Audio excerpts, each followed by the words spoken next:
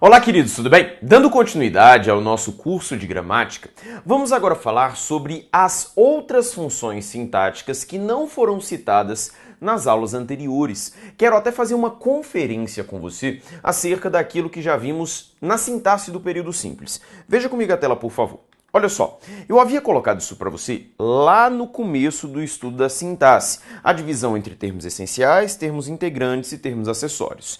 Vamos fazer uma conferência daquilo que já foi visto. Já falamos sobre o sujeito, as relações de concordância, tipos de sujeito, isso já foi apresentado.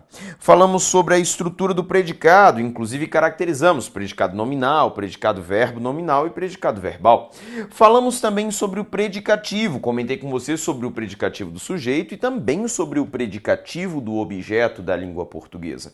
Falamos sobre os complementos verbais, objeto direto e objeto indireto. Falamos também sobre o complemento nominal e sobre o adjunto adnominal, que são dois tópicos que trabalhamos juntos nos blocos anteriores. Falamos também sobre o adjunto adverbial e, claro, não posso deixar de citar que também falamos sobre transitividade verbal. Falamos sobre verbo transitivo direto, verbo transitivo indireto, verbo transitivo direto e indireto, verbo intransitivo e verbo de ligação. Ou seja, já passeamos por boa parte da sintaxe da língua portuguesa. É até importante que você faça essa conferência junto comigo, a fim de que você perceba aquilo que você aprendeu bem, então você pode avançar, aquilo que você não aprendeu tão bem, então talvez seja necessário voltar e rever as aulas, ok? A fim de que você tenha entendimento pleno. Lembre-se, nós estamos ainda nutrindo conhecimento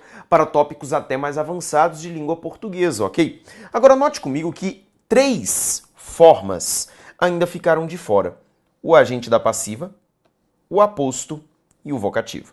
E é sobre essas 3 funções sintáticas que quero agora falar com vocês. Normalmente, nós falamos sobre aposto e vocativo nas aulas de pontuação, ok? Normalmente, nós falamos sobre esses 2 assuntos na aula de pontuação. E você vai observar que quando chegarmos à aula de pontuação, nós falaremos novamente sobre o aposto e sobre o vocativo. Mas eu quero, de todo modo, fechar com você para que você saiba o seguinte: a partir desta aula, ou seja, desta aula para trás, você viu todas as funções sintáticas do período simples.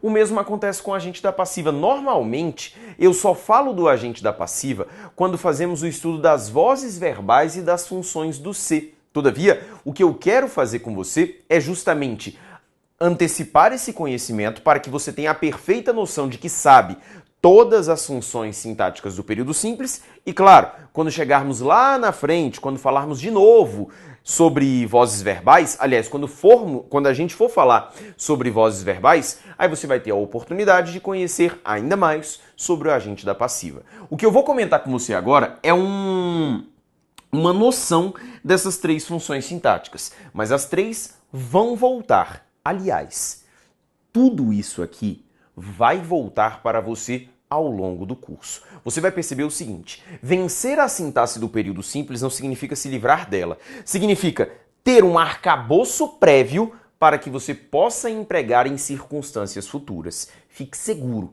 tudo isso que está aqui aparecerá no curso mais algumas vezes, ok? Veja comigo então a tela, portanto, e vamos falar dessas 3 funções sintáticas. A primeira delas é o aposto. E eu quero que você entenda o aposto nesse exato momento da seguinte maneira: aposto é um termo de natureza substantiva, ele não é um adjetivo, ok? Ele não é um adjetivo. E além disso, o aposto, ele é um termo que possui equivalência semântica, como eu costumo dizer, x igual a y. Queridos, olhem no fundo dos meus olhos. Aposto não é, aposto não foi e aposto nunca será aquilo que possui 2 vírgulas, 2 travessões ou 2 parênteses. Pelo amor de Deus, tire essa ideia da cabeça. Aposto não é, não foi e nunca será aquilo que possui 2 vírgulas. Aposto é um termo de natureza substantiva que se refere a outro substantivo. Além disso, o aposto é um termo que possui equivalência semântica. Então, na verdade, você está em busca da equivalência semântica. Veja comigo o texto, por favor. As crianças, o futuro de qualquer nação, devem ser protegidas. Veja que, segundo meu texto, quem devem ser protegidas são as crianças. Veja que aqui, ó, eu tenho o meu sujeito. Note para mim que do ponto de vista morfológico, crianças é um substantivo, assim como futuro também é um substantivo, ok? Agora o que eu quero fazer com você é o seguinte. Neste meu texto, se eu chamar as crianças de X e se eu chamar o futuro de qualquer nação de Y, neste meu texto, X é igual a Y. Ora, queridos, neste meu texto, o futuro de qualquer nação são as crianças. E as crianças, segundo o meu texto, são o futuro de qualquer nação. Isso quem está me dizendo é o texto. Eu não estou perguntando se você concorda com essa informação. Eu estou dizendo que o texto aqui apresentado diz que as crianças são o futuro de qualquer nação e que o futuro de qualquer nação são as crianças. Ou seja, eu tenho essa relação de equivalência semântica, ou seja, de igualdade de sentido. As crianças são o futuro da nação, o futuro da nação são as crianças, ok?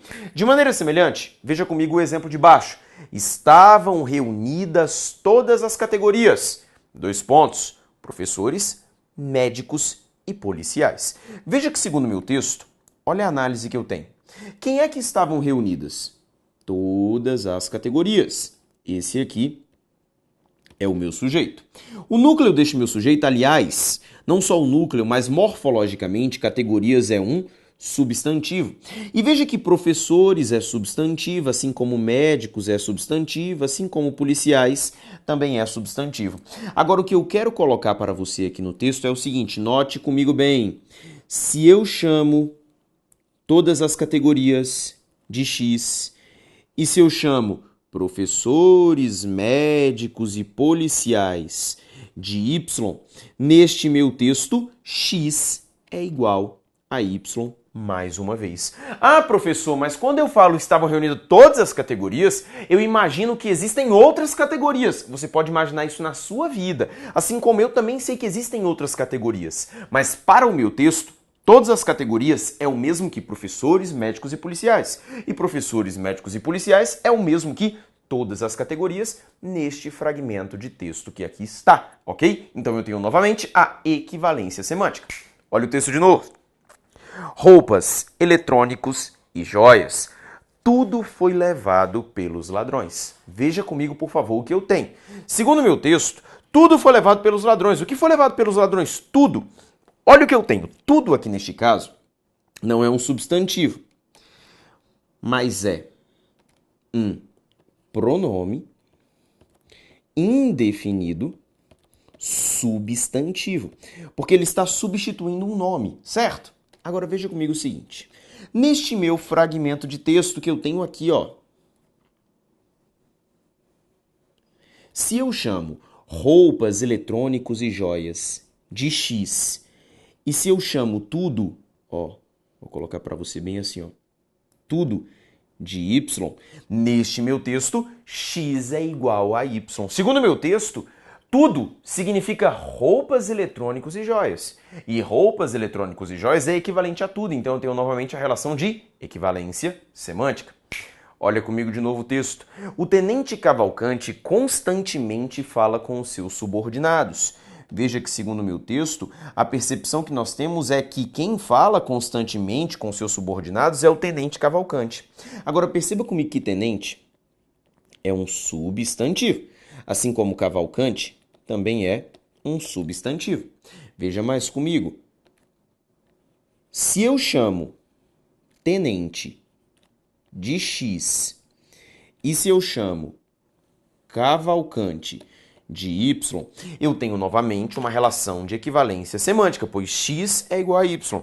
Neste meu texto, o tenente é o Cavalcante e o Cavalcante é o tenente. Ou seja, essa equivalência semântica que revelei a você nos 4 casos é que marcam a relação apositiva, é que marca a ocorrência de apostos. Ah, detalhe, o plural de aposto é apostos, ok? Então veja comigo na tela o seguinte. Essa expressão, futuro de qualquer nação, ela possui equivalência semântica com o seu antecessor, motivo pelo qual chamamos isso aqui de aposto, ok? Motivo pelo qual chamamos isso aqui de aposto.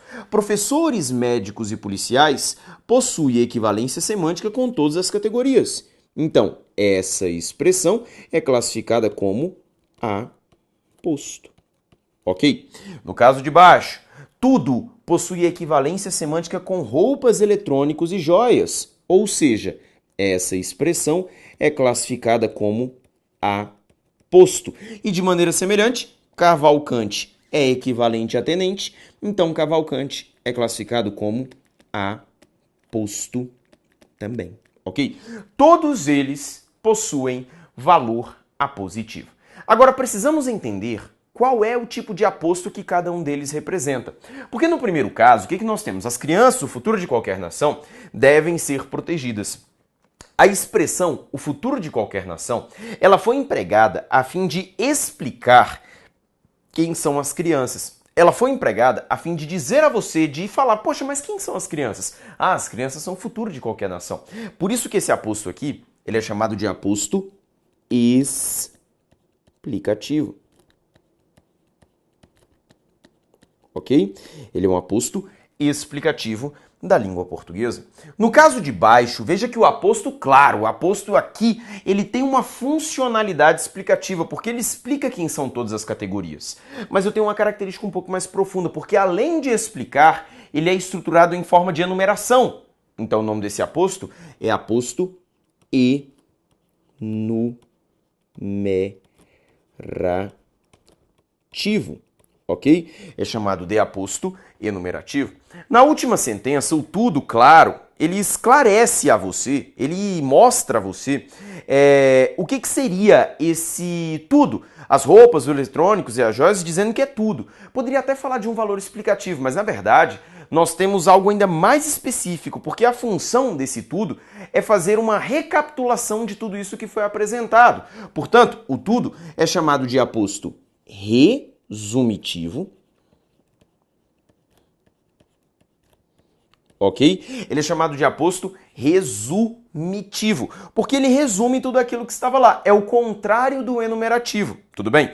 Ele é o contrário daquele que enumera. E por fim, meus queridos, o último aposto que eu tenho aí, o último aposto apresentado, ele não é um aposto que explica quem é o tenente, mas ele é um aposto que especifica um substantivo comum. Note comigo o seguinte, que tenente, na minha sentença, é um substantivo comum e, claro, existem vários tenentes.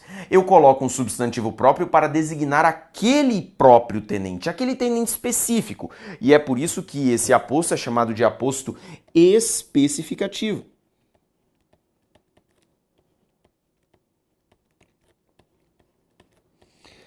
Ou então também ele pode ser chamado de aposto restritivo. Ok? Note para mim o seguinte, que dos apostos aqui apresentados, 3 deles aparecem com pontuação e um deles não possui pontuação. Isso para te provar que a definição de aposto não é, nunca foi e nunca será aquilo que possui 2 vírgulas. Na verdade, aposto é o que possui equivalência semântica. Esses 3 primeiros apresentam pontuação. Neste caso aqui 2 travessões, aqui 2 pontos, aqui 1 vírgula. Esses apresentam pontuação. Mais tarde, nas aulas de pontuação, eu vou explicar a você que a pontuação ela tem um valor sintático e um valor semântico.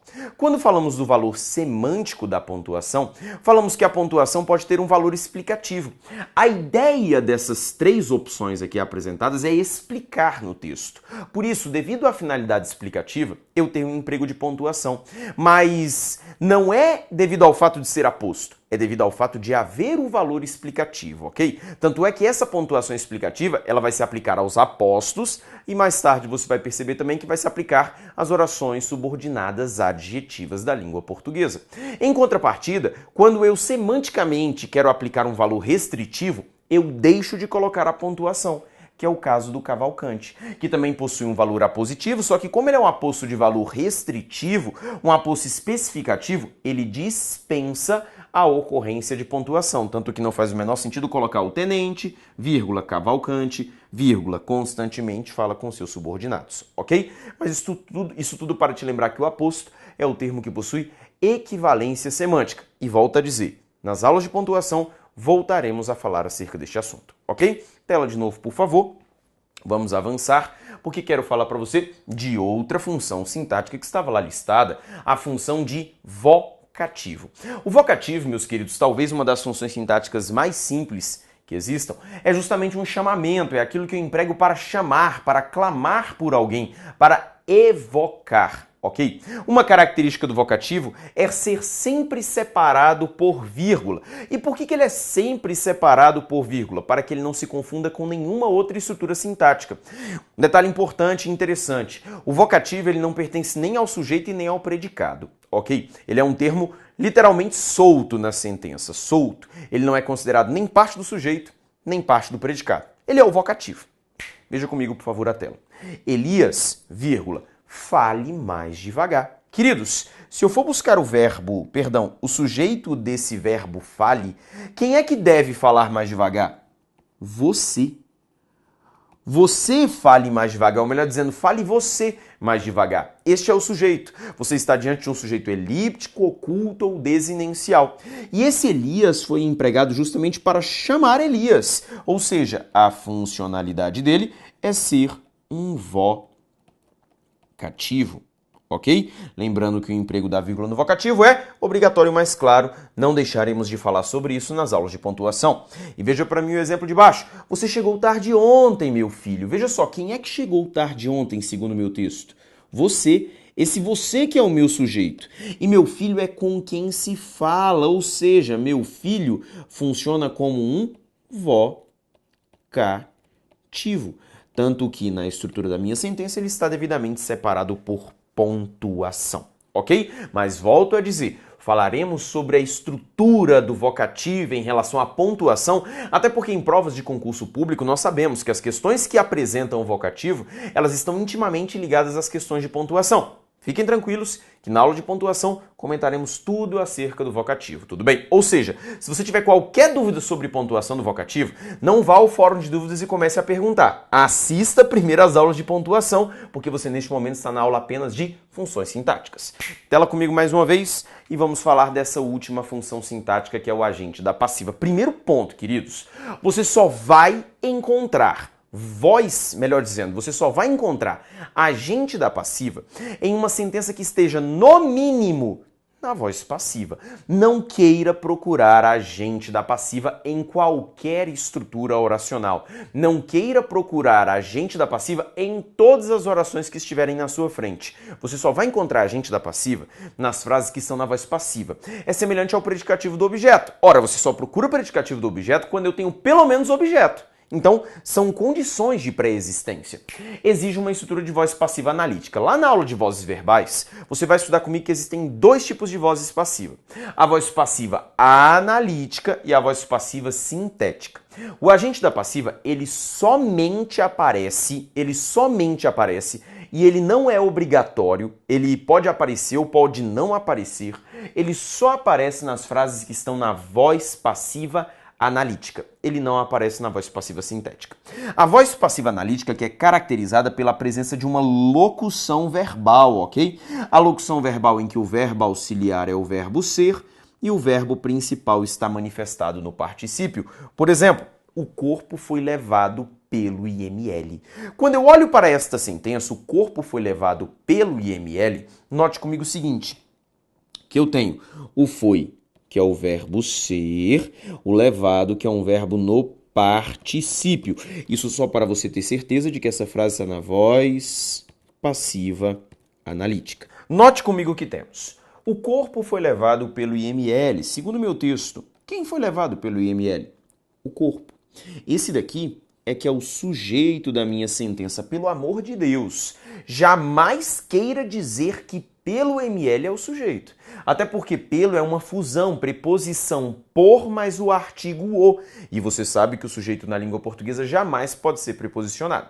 Se quisermos, claro, podemos colocar esta sentença que aqui está na voz ativa. E como ficaria na voz ativa? Você conhece. Ainda não tivemos essa aula, mas você sabe. O IML, o IML levou o corpo.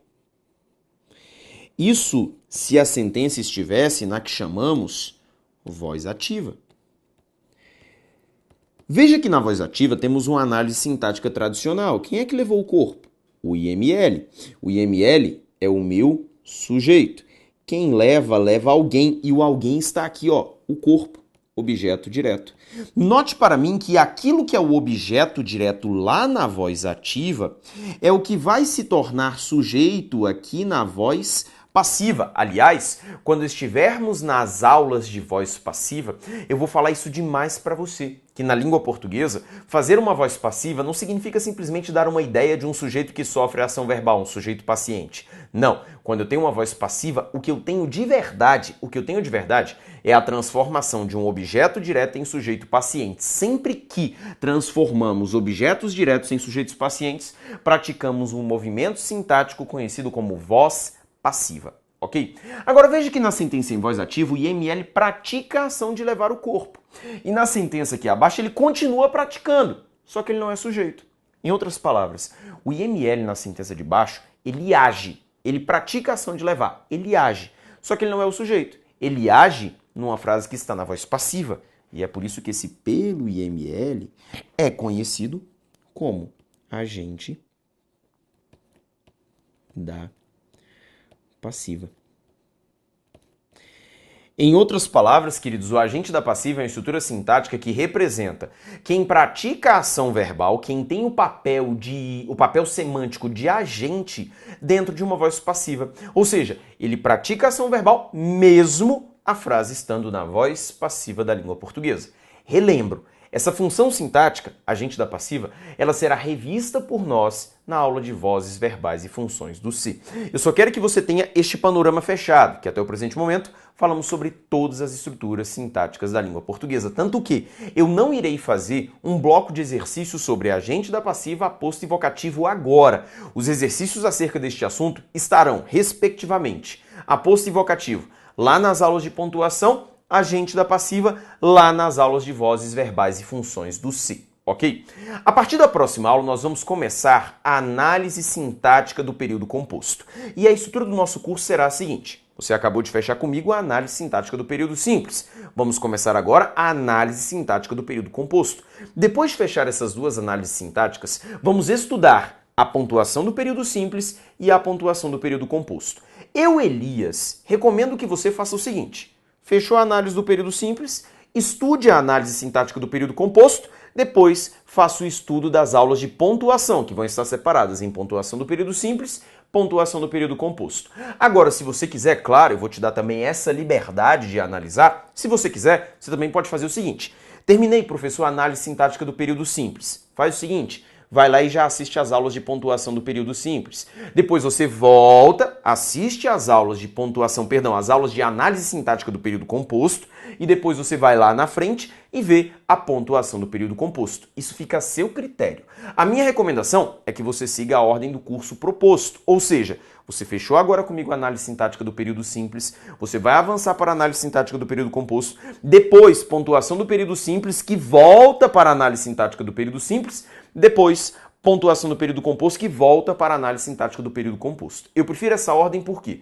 Porque as aulas de pontuação acabam se tornando uma revisão das aulas de período simples e composto. Agora, se você, pela sua disposição didática, pela sua forma de aprender, já detectou algo acerca do seu entendimento de língua portuguesa e prefere se adiantar para as aulas de pontuação e depois dar um passo para trás e voltar nas aulas de período composto, isso, claro, fica a seu critério. Eu vou seguir a ordem na sequência com a análise sintática do período composto, ok? Forte abraço e até daqui a pouco.